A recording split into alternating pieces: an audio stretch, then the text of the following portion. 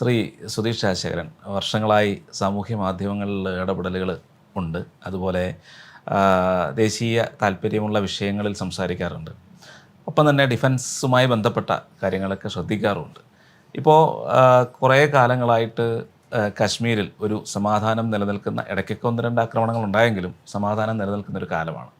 പക്ഷെ പെട്ടെന്നാണ് പെഹൽഗാമിൽ ഈ വിനോദസഞ്ചാരികളെ, അതായത് അവരുടെ മതം നോക്കി വെടിവെച്ച് കൊല്ലുന്ന ഒരവസ്ഥയിലേക്ക് കാര്യങ്ങൾ മാറിയത്. ഈ ആക്രമണത്തെ എങ്ങനെ കാണുന്നു? എന്തുകൊണ്ടായിരിക്കാം അങ്ങനെ ഒരു ആക്രമണം ഉണ്ടായത്?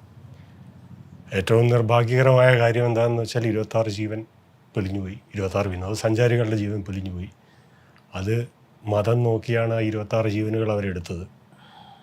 അത് പാകിസ്ഥാനിൽ നിന്ന് വന്ന് തദ്ദേശീയരായ 2 പേരെയും കൂടെ കൂട്ടി അങ്ങനെ 4 പേര് വന്നാണ് ഇങ്ങനെ 26 പേരുടെ ജീവനെടുത്തത്.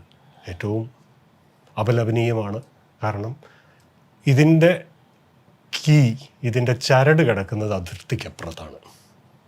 അതുതന്നെയാണ് ശ്രീ പ്രധാനമന്ത്രി നരേന്ദ്രമോദിയും പറഞ്ഞത്. ഇതിൻ്റെ ചരട് കിടക്കുന്നത് അതിർത്തിക്കപ്പുറത്താണ്, പാകിസ്ഥാനിലാണ്. പക്ഷെ പാകിസ്ഥാനിൽ ഈ ചരട് അവസാനിക്കുന്നുണ്ടോ? ഇല്ല. അതിൻ്റെയും പുറകോട്ട് പോയി കഴിഞ്ഞാൽ ചിലപ്പോൾ ചൈനയിൽ, ചിലപ്പോൾ അമേരിക്കയിൽ തന്നെ ഇതിൻ്റെ ഒരു ഭാഗവും എത്തിച്ചേരായില്ല. അത് പറയാനുള്ള കാരണം എന്താണെന്ന് വെച്ച് കഴിഞ്ഞാൽ, ഈ 4 പേര് നിൽക്കുന്ന ഒരു ഫോട്ടോ നമ്മളെല്ലാവരും നവമാധ്യമങ്ങളിൽ കണ്ടതാണ്. ആ 4 പേര് നിൽക്കുന്ന ഫോട്ടോയിൽ 3 പേര് കലാഷ്നിക്കോവ് റൈഫിളും ഒരാൾ M16 റൈഫിളിനെ പോലെയുള്ള CQ556 എന്ന ഒരു റൈഫിള് കൊണ്ടാണ് അവർ നിൽക്കുന്നത്. ഈ 4 പേര് കോപ്പി M16 ചൈനീസ് കോപ്പി മനസ്സിലായി. അതുകൊണ്ടാണ് അവിടെ നിൽക്കുന്നത്. കാരണം M16 അമേരിക്ക പാകിസ്ഥാന് കൊടുത്തിട്ടില്ല ഇന്ന് വരെ. അങ്ങനെ സാധനമേ അമേരിക്ക കൊടുത്തിട്ടില്ല, പാകിസ്ഥാൻ ചോദിച്ചിട്ടുമില്ല. പിന്നെ ഇത് എവിടെ നിന്ന് ഇവരുടെ കയ്യിലെത്തി? ഉത്തരം CQ556 ആണ്, ചൈനയുടെയാണ്. നേരിട്ടുള്ള ലിങ്കാണത്. അതുകൊണ്ട് എന്നിട്ടും ഇന്ത്യ തിരിച്ചടിക്കാൻ പോകുന്നു എന്ന് പറഞ്ഞപ്പോൾ ചൈന മൗനം പാലിക്കുകയാണ് ചെയ്തത്. ഇപ്പോൾ മറ നീക്കി പുറത്തു വന്നു.